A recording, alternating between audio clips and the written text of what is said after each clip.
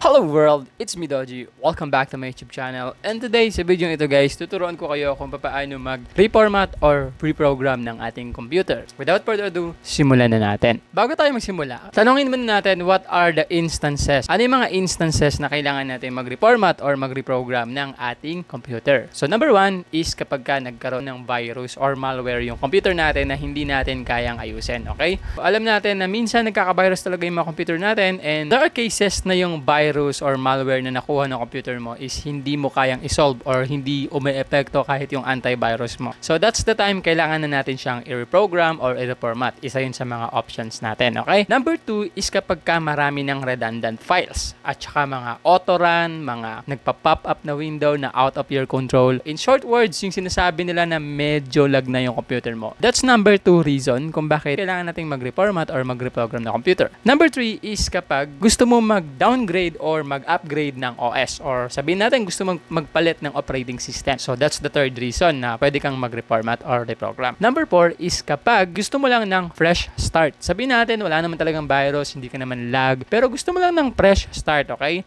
So parang gusto mo lang i-factory reset yung computer mo. So that's the fourth reason pwede kang mag-reformat. Number 5 is kapag gagawa ka ng content kagaya nito, okay? Sabihin nyo ito guys, papakita ko sa inyo paano ba mag-reformat ng ating mga computer at mag-install ng panibagong OS. Second question natin is, what are the requirements or ano yung mga equipment na kailangan natin sa pag-reformat ng ating computer? Of course, given na yung computer, di ba? So, meron tayong computer yan. It's either laptop or desktop. Second is dapat meron tayong operating system or yung file ng operating system. Dapat meron ka or alam mo kung saan mo siya i-download. Okay? So, mamaya ipapakita ko sa inyo kung paano. Number 3 is kailangan meron tayong USB flash drive. Okay? So, at least 8 gig, pero ang recommended ko is 16 gig. Depende naman yung size niyan kung gaano kalaki yung operating system na gusto ninyong i-install, okay? So, maaaring gusto niyo mag-upgrade, downgrade, or yun pa rin yung operating system na gusto ninyong gamitin. Gusto niyo lang i-reformat kasi parang naglalag, may virus, or gusto niyo lang ng fresh start. Sinabi ko na kanina. So, ngayon, sabihin na natin, meron ka na ng lahat ng equipments. Meron ka ng computer, meron ka ng file ng OS. Papakita ko sa inyo mamaya kung paano. And meron ka na rin USB. Para saan ba yung USB flash drive na yan, guys? Kasi, kagaya nga ng sinabi ko sa inyo, kailangan meron tayong file ng OS. So, saan natin siya ilalagay? Dito natin siya ilalagay. Bakit dito? Kasi pag nag-reformat tayo, guys, iwa-wipe out natin yung internal memory ng computer natin. Okay? So, mabubura yon, pati yung mga virus, mga redundant files, even the operating system itself. So, kailangan natin ng copy. At there is a process. Okay? Merong proseso yan. Hindi ko meron ka ng OS, may nilagay mo sa loob ng flash drive mo is, ayun na, boom, automatic na. Hindi. So, gagawin natin tong bootable. So, ano ba yung bootable? So, yung bootable, magkakaroon ng capacity. Ito, flash drive na siya yung unang babasahin ni computer. Okay? Paano yan? Paano nangyari yung unang babasahin ganito? Kasi yan. So, pag ginawa natin tong bootable, guys, tapos in-insert natin sa ating computer, ang mangyari, pag nag-reboot tayo, tapos sinet up natin na dito siya unang magbo-boot, babasahin ni computer to ng una. Okay? Kasi kung wala to, syempre ang babasahin ni computer na memory is yung hard disk mo, solid state drive mo. Tapos ang nakalagay doon, yung OS mo ngayon, tsaka yung mga program mo ngayon. So parang mag-restart ka lang ulit. In short words guys, pag ginawa natin tong bootable, magkakaroon to ng capacity na siya yung unang babasahin ng ating computer para hindi na tayo lumalim pa. So ngayon, paano yung process? Okay? So number 1, kailangan muna natin yung operating system saan tayo pwede mag-download. Dahil magre-reformat ako guys, ang gagamitin kong operating system is Windows 10. Yun ang gusto kong ipalit. Okay? So ngayon, open nyo yung browser ninyo. Ma-open nyo pa yung browser, di pa naman tayo nagre-reformat, di ba? Naka-open na yung browser ko. Tapos, i-search mo lang dito yung Windows 10 or MS10 installer. Search natin. Tapos, yung lalabas dyan, ito, Windows 10. Click natin to.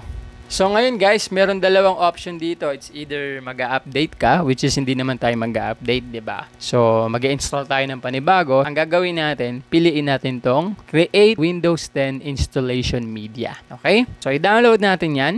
So as you can see, na-download ko na siya. Eto na siya. Okay, ulitin lang natin para makita ninyo. So habang dina-download natin yan guys, yung ating flash drive is i-insert na natin sa ating computer. Kunyari lang, na-insert ko na. So may flash drive na kasi ako dyan. Model lang to. Okay. Sabihin natin na eto na yung ating media creation tool. So pag kinlik natin to, papakita ko na lang sa inyo kung ano yung ginawa ko kasi nirun ko na siya dahil aabutin tayo ng 30 minutes if I'm going to do it now. So actually tapos ko na yung ginawa. Papakita ko na lang sa inyo guys. So ayan, na-record ko. As you can see, see, so pag kinlik mo yung dinownload natin na file, ito yung mangyayari. Lalabas yan. Tapos, hintayin natin may lalabas na option dyan. So, yung getting a few things ready niya. So, medyo matagal yan matapos. Kaya forward natin. Pagkatapos niyan, lalabas ngayon to. What do you want to do? So, anong gagawin natin, di ba? Gusto mo ba mag-upgrade? Syempre, hindi. Ang pinili ko dito is yung Create Installation Media. So, gagawa tayo ng installer. In this case, yung ating USB flash drive yung gagamitin natin. Pagkapili ko niyan, guys, ito yung sunod na mangyayari. So, ito,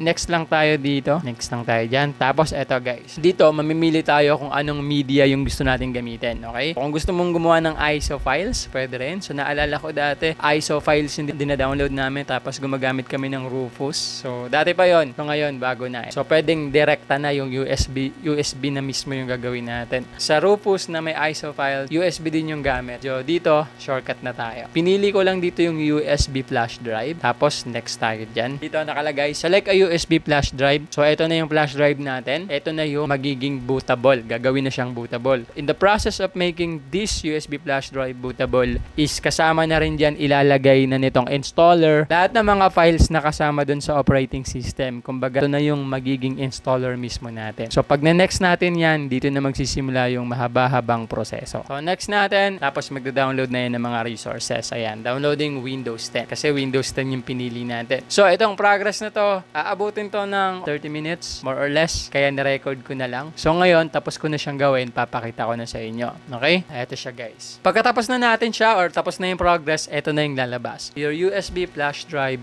is ready. Okay? So ngayon na ready na to, anong next step natin? So magre-reformat na tayo. So dahil magre-reformat na tayo, kailangan natin pumasok sa BIOS or yung Basic Input-Output System. Ano yun? Kumbaga, ito yung pinaka-main system ng computer natin. Kasi dun sa BIOS, gagawin nating boot option yung flash drive. Okay? Hindi ko kasi mapapaliwanag kung hindi ko papakita. Click natin tong finish. Pag nirestart ko to, guys, i-record ko na lang gamit yung phone, okay? Para makita ninyo ano yung mga step by step na gagawin ko. So, i-restart natin to. Magre-restart tayo, okay? Then, end muna natin yung video, lipat tayo sa phone. Bago tayo magpatuloy, meron akong gustong hinging pabor sa inyo. Pag nag-subscribe kayo sa channel ko, lalaki yung channel at mas gaganahan akong gumawa ng marami pang mga tutorial videos. In that case, matutulungan nyo ako at matutulungan ko rin kayo. So, ayun lang naman, tuloy na natin yung video. Start tayo, ayan. So, pagka-restart nyan, merong lalabas na instructions dyan paano tayo makakapasok sa BIOS. So, medyo mabilis lang yun. Ayan, enter tayo.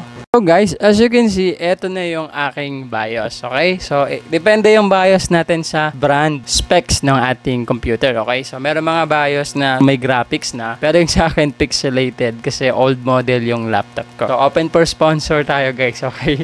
So, ito yung loob ng BIOS, guys. Pagpasok nyo dyan sa loob ng BIOS, may kita nyo yung iba't ibang configuration. Since magre-reformat tayo, gumawa na tayo ng bootable, which is naka-plug in na yung bootable na USB natin dyan. Ang hahanapin natin dito is yung boot, okay? So, ayan. Pagpunta nyo dyan, may network boot, pero hindi yan ang mahalaga sa atin. Piliin natin to, guys. Ito yung ating USB. Tapos, click tayo.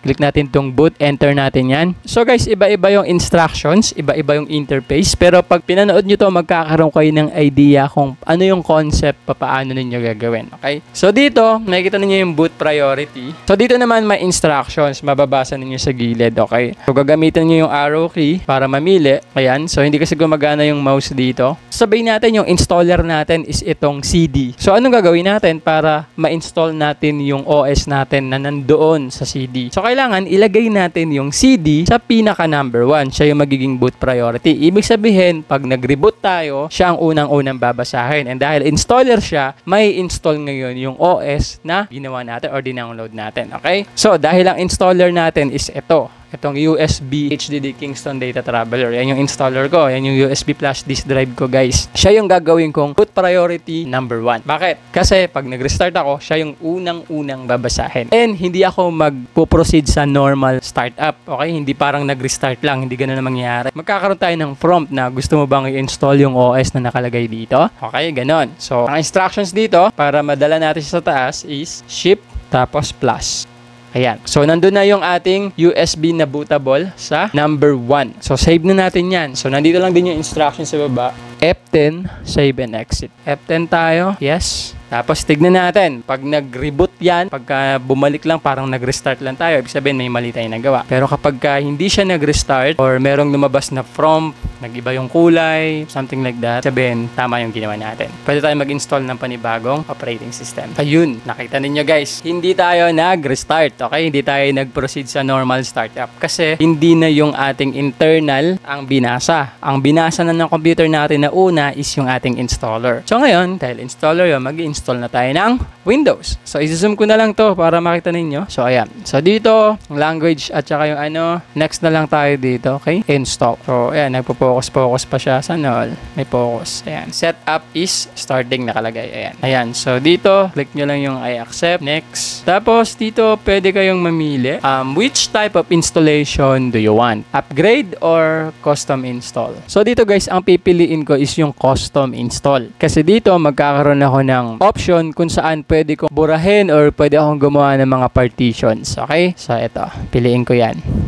So pag pinili natin yung ikalawa, merong lalabas dito na mga partition. So ito mga partition, ito yung ating internal memory. Kita ninyo, meron akong drive partition 1, partition 2, 3, and 4 o kung saan naka-install yung Windows. Okay? So ngayon, dahil mag-reformat ako, buburahin ko lahat yan. Okay? So delete natin yan. To delete natin to. Delete. Delete. I-delete ko lahat yan. Ibig sabihin yan guys, na-delete na lahat ng files ko pati OS. So dahil deleted na yan, refresh lang ako ng konti. So ang meron na lang dyan is isang empty na memory, okay? Empty drive. O, nakita ninyo, wala siyang laman. So itong drive na to guys, ito yung memory ng computer natin. Dahil dinelete na natin lahat ng partition, ibig sabihin yan guys, hindi na natin yan mababalik sa dati. Yung lahat ng mga files natin kanina, pati yung operating system natin kanina, burado na yan, okay? So ito ay bago na, okay? So anong gagawin natin? Gagawa ngayon tayo ng bagong partition. So as you can see, 223 gig yung total ko dyan, okay? So gagawa ako ng bagong partition. Yung isang partition para sa system files at yung isang partition naman is para sa mga downloads ko, yung mga extra files ko, okay? So sige, sabihin na lang natin na 200,000 MB. So that means 200 gig para sa system files. Ito yung gagawin kong local C, okay? Dito masasave yung mga program files, system files, and etc. Anything na ma-accumulate ng system ko, okay? And then yung the rest na 23 gig, dun ko na lang lalagay yung temporary files na mga ida-download ko. So anything na gusto kong isave. So yan ang 200 gig na yung gawin natin. Apply, okay? So wait natin. As you can see guys, eto na, nagkanda hati-hati na siya, diba? So makikita mo dito, 200 gig natin, 195 yung natira. Kasi yung iba dyan is napunta sa system, yung isa naman sa reserve. Tapos eto na yung the rest, okay? Tapos eto naman yung 28 gig na natira, okay? Ngayon guys, na nakagawa na tayo ng dalawang partition, hindi nakasama itong system ha, sa system yan at saka itong MS Reserve. Kung makikita ninyo guys, pag kinlik ko itong system, nawawala yung next. Pag kinlik ko yung reserve, nawawala yung next. Pero pag kinlik ko yung primary, lumalabas siya, diba? Clickable na siya ulit. Kasi guys, dito lang sa dalawa tayo pwede mamili. And hindi ko ilalagay yung aking system files or yung files ng installer ko dito sa 28 gig kasi hindi kasya yan guys. 28 gig lang yan. So dito ko siya ilalagay. I-click mo yung pinakamalaki or yung partition kung saan gusto mong isave yung mga files ng operating system mo. So pagka-click mo nyan, dyan ka ngayon magne-next. Okay? So itong memory na to guys, itong partition 3, ito yung magiging pinaka-local C. Okay? Ito yung main memory ng computer mo. Next natin, ayan, installing Windows. Medyo matagal to guys kasi ito na yung process kung saan ini-install niya na yung Windows na gusto nating i-install, okay? Yung operating system na gusto nating gamitin. So this will take some time. After nung installation, i-restart siya, tapos ito yung makikita ninyo. Parte pa rin ng installation process yan, so wala kang dapat ikabahala, okay? So kailangan lang nating hintayin kung kailan niya matatapos. Yan talaga. Ito na nga guys, natapos na yung ating getting ready. Lahat ng process dito guys is matagal, okay? So kinakat-cut ko lang para hindi na humaba masyado tong video natin. Or wag kayong kabahan kung bakit sa inyo ang tagal. Matagal talaga yan pati sa akin. So kinakat ko lang. Ayaw nyo naman yata manood ng YouTube videos na sobrang haba, diba? So ito, just a moment. Itong just a moment, alam ko matagal din to. So matagal-tagal na rin kasi mula nung huli akong mag-reformat. I forgot to mention guys na bago kayo mag-reformat, kailangan meron kayong license. So hindi naman strictly kailangan meron agad. So meron ba namang palugit sa Windows, si Microsoft, okay? Kung hanggang kailan may expired yung paggamit ninyo. So kung gusto ninyong gamitin ng tuloy-tuloy kung anumang OS yan, is kailangan ninyo ng license key or product key na tinatawag nila. So yung region ko is, syempre, saan ba yung region natin? Philippines! Tapos, keyboard layout, US na lang tayo. Skip na natin yan. So, kukonek ako sa internet. Maybe not now. Huwag muna tayong kumonek sa internet kasi ayoko ng mga extra download na files. Ito, full setup. So, baka mag-lag lang ako na mag-lag. Continue muna ako with limited setup. Okay? Hindi muna ako maggagawa ng mga ganyan. Tapos, sabihin natin yung pangalan ng PC ko is Dodge. So, yan. Yung pangalan ng aking computer is Dodgy Creates. Okay? Password. So, post natin to. Hindi pwede makita. So, ayan, nakagawa na ako ng password. Okay, i-confirm ko na naman yung password ko. Post muna. Okay, next tayo. Firm. Okay, so security questions. So, siguro, tatalunan ko tong mga security questions. So, ayan.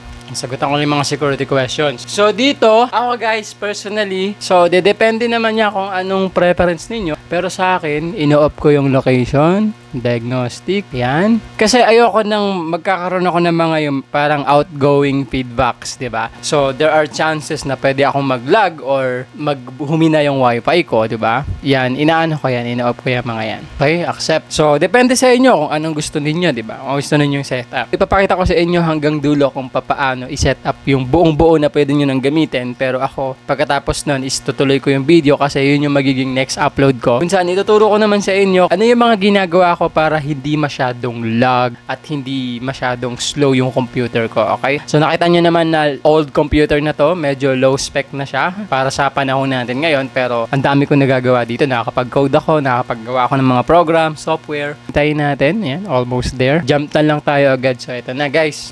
So, maybe later. So, ito guys, as you can see, ito na yung ating bagong operating system. So, Windows 10 pa rin to. Ayan. Tignan natin yung ating files. So, as you can see, ito yung ating installer, yung USB na ginawa natin kanina, yung bootable. And then, ito yung ating local C. Saan na yun? Ayan. Ito yung 200 or 195 gig na partition na ginawa natin. So, as you can see now, usable na siya guys. Ito na yung ating bagong operating system na in-install. So, this is how you install a new operating system. Okay? So, sana may natutunan kayo. And kung meron, guys, please huwag nyo kalimutan i-like yung video, mag-comment, and mag-subscribe. Thank you so much for watching. See you on my next tutorial. Okay?